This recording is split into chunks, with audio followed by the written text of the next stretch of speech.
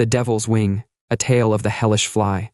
The small, unremarkable town of Greywater was nestled in a quiet valley, surrounded by thick forests and hills that seemed to block out the rest of the world.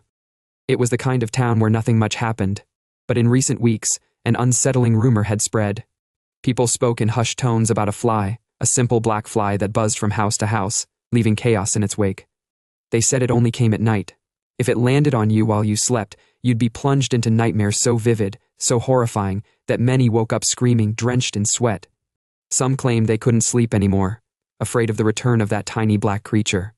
But others, they never woke up at all. To Liam, the rumors were just small-town nonsense.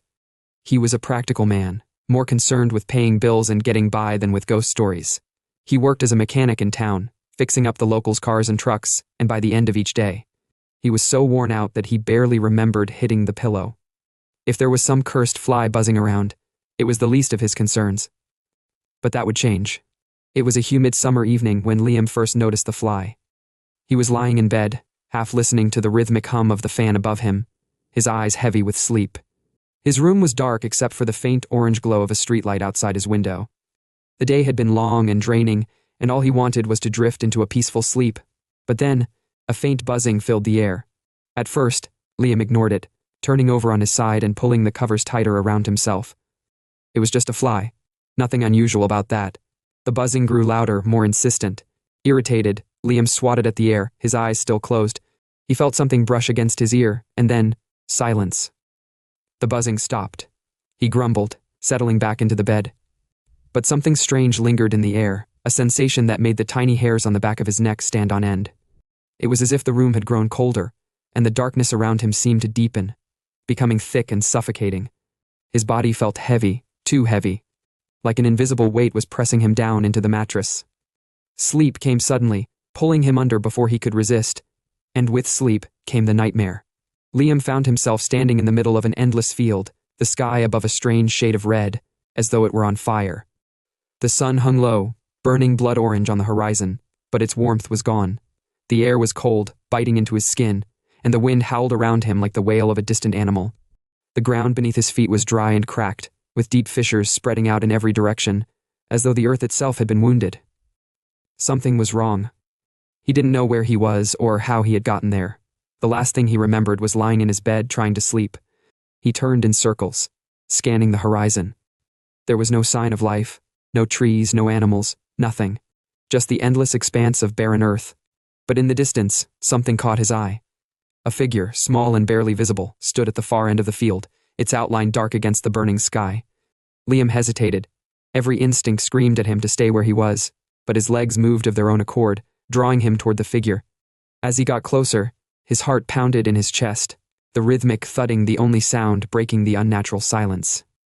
The figure was a man, or at least, it had been at some point. Its skin was pale, almost translucent, stretched tightly over its skeletal frame. Its eyes were hollow, black pits that seemed to devour the light. It stood unnaturally still, as though frozen in time. Liam's breath hitched in his throat as he took a step back, but the ground beneath him crumbled. He stumbled, barely catching himself before he fell into a deep chasm that had opened up behind him. The figure spoke. "You shouldn't be here." Its voice was like the scraping of metal on stone, low and hollow, as though it hadn't been used in centuries. The words made Liam's skin crawl, but before he could respond, the ground gave way completely, and he fell. He plunged into darkness, the wind howling in his ears as he tumbled through the void. His stomach lurched, his limbs flailing, but there was nothing to grab hold of, no way to stop the fall. The world spun around him, the darkness pressing in from all sides. Just when he thought he would fall forever, he hit the ground. The impact knocked the wind out of him, his body crashing into something hard and cold. Gasping for breath, he opened his eyes, only to find himself lying on a cold stone floor, the air thick with the stench of rot and decay. He was in some kind of underground chamber, its walls lined with crumbling bricks and flickering torches. Shadows danced along the walls, their movements unnatural and unsettling. But it was what stood in the center of the room that made his blood run cold. A massive black fly, the size of a human head, hovered above an altar made of bone. Its wings buzzed with a deep, droning sound that vibrated through the room, filling Liam's ears until he thought his head might split open. The fly's eyes were red, glowing faintly in the dim light, and its legs twitched as it circled the altar. Liam tried to stand, but his legs refused to move. His body felt paralyzed, trapped in place by some unseen force. Then the buzzing grew louder. The fly turned its attention to him, its eyes locking onto his. Slowly, it drifted closer, its wings creating a wind that whipped through the chamber. The stench of decay grew stronger, nearly overpowering him. Liam's heart pounded in his chest as the fly landed on his forehead. The moment it touched him, a searing pain shot through his skull, as though his mind was being torn apart. His vision blurred, the room spinning around him as the fly burrowed into his thoughts, dragging him deeper into the nightmare. Images flashed before his eyes, his childhood home, burning to the ground, his parents, their faces twisted in agony as they called out for help, his friends, their bodies mangled and broken, lying in pools of blood. The scenes were so vivid, so real, that Liam could hear their screams, smell the burning flesh, feel the heat of the flames. He tried to scream, but no sound came out. The fly's legs dug deeper into his skin, its buzzing filling his mind until it drowned out everything else. He couldn't think, couldn't move, couldn't escape.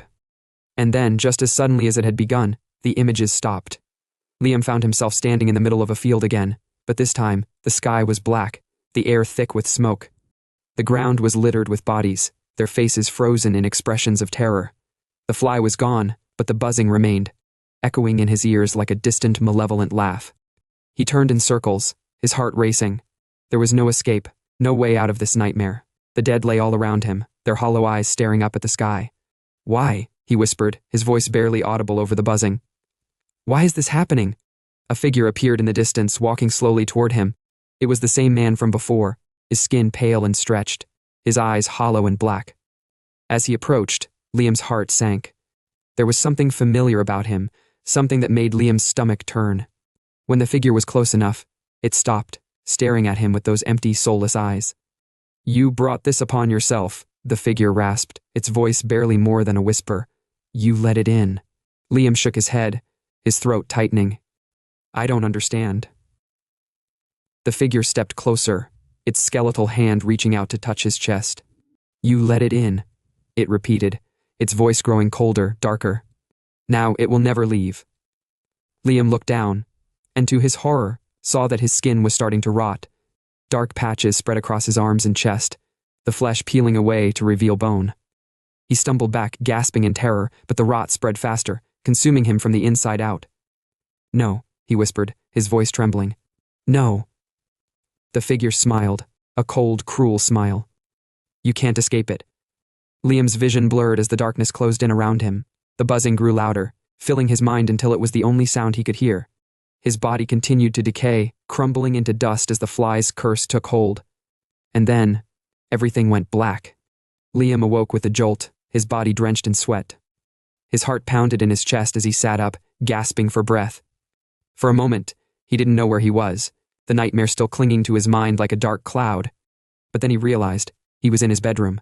The fan hummed softly above him, and the streetlight outside cast its familiar glow through the window. It had all been a dream. A nightmare. Liam let out a shaky breath, running a hand through his damp hair. His skin tingled, the sensation of the rot still fresh in his mind. He glanced around the room, expecting shadows to leap from the corners, half expecting to still see that terrible, twisted figure from his nightmare. But the room was as it should be, familiar, safe, or at least, it should have been. He rubbed his eyes and tried to steady his breathing. It was just a dream. A horrible, vivid nightmare, but still, only a dream. But even as he tried to reassure himself, something felt off. The room was too quiet. The fan hummed, but it seemed distant, muffled, like he was underwater. Then he saw it. Sitting on the nightstand, wings motionless in the dim light, was the fly. Its eyes, deep and red, glowed faintly in the darkness, and its black body shimmered as it shifted slightly on the wooden surface. A faint buzz resonated from it, so subtle that it was more a vibration in the air than an actual sound. But there was no mistaking it. It was the same fly. Liam's chest tightened with fear, his mouth went dry. The weight of the nightmare clung to him like a shadow, and now, here in the waking world, the fly had followed him.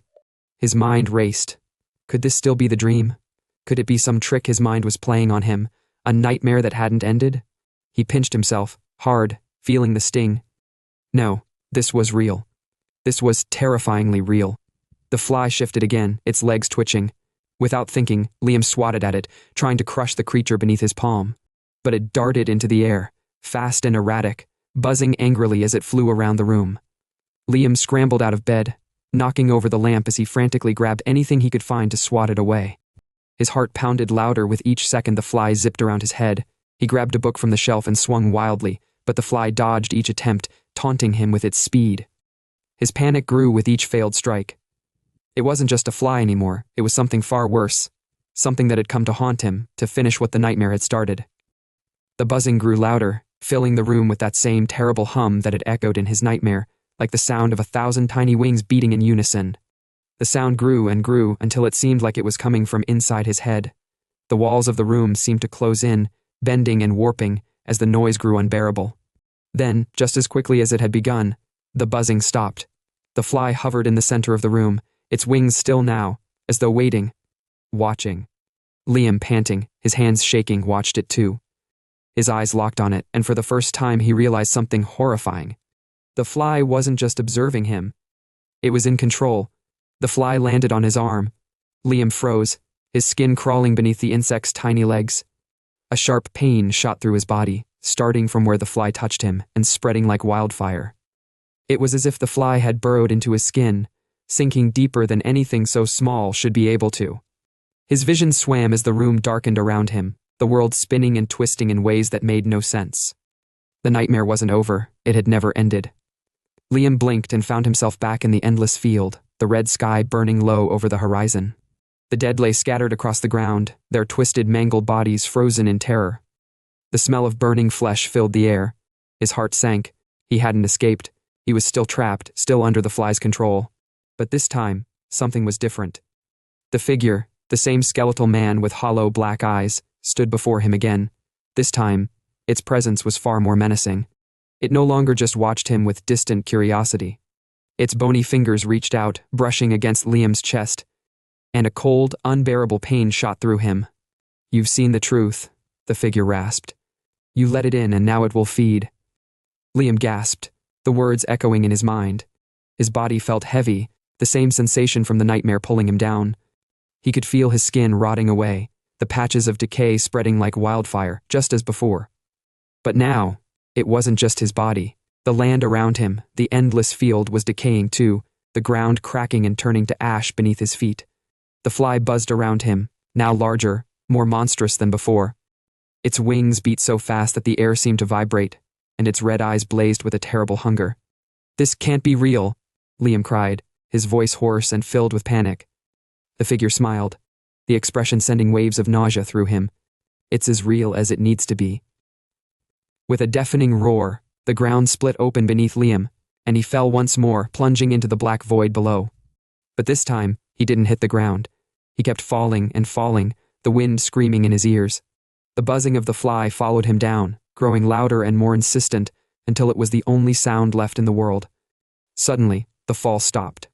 Liam jolted awake, gasping for air. He was back in his room, drenched in sweat. His heart hammered in his chest as his eyes darted around the room, searching for any sign of the fly. But the room was silent, empty. Had it been real? Or was it another dream? He couldn't tell anymore. The line between reality and nightmare had blurred beyond recognition. Then, a faint buzzing reached his ears. Liam's eyes widened as he turned toward the sound. The fly was back, hovering just above his bed, its red eyes gleaming in the darkness. It was smaller now, more like an ordinary fly again. But Liam knew better. He knew what it was capable of. He bolted upright, grabbing the nearest object, a shoe, and swung at the fly with all his might. The fly darted away, but this time it wasn't as quick. The shoe connected, and with a sickening crunch the fly was crushed against the wall. Liam let out a ragged breath, staring at the black smear on the plaster. It was over. It had to be over. But as he stood there, panting and trembling, a faint sound reached his ears, a soft buzzing, coming from somewhere in the room. His heart skipped a beat as he turned toward the source of the sound. The window. There, on the windowsill, another fly crawled through the crack. Its red eyes gleamed as it buzzed into the room, followed by another fly. Then another, and another. Liam stumbled back, his heart pounding in his chest as the flies swarmed into the room, their numbers multiplying with each passing second. The buzzing grew louder, filling his mind, drowning out his thoughts. He backed into the corner, watching in horror as the swarm filled the room, the air thick with their wings. The flies descended upon him, their tiny legs crawling over his skin, burrowing into his flesh. He screamed, thrashing wildly, but there was no escape. The buzzing filled his ears, his mind, his soul, until it was the only thing left. And then, nothing. The next morning, the neighbors reported hearing strange sounds coming from Liam's apartment, screams, the frantic thud of footsteps, and then silence. When the police arrived, they found the apartment empty. The bed was neatly made, the windows closed, and there was no sign of a struggle. But on the wall, just above the bed, was a small black smear, a crushed fly. And the room was filled with the faintest sound of buzzing.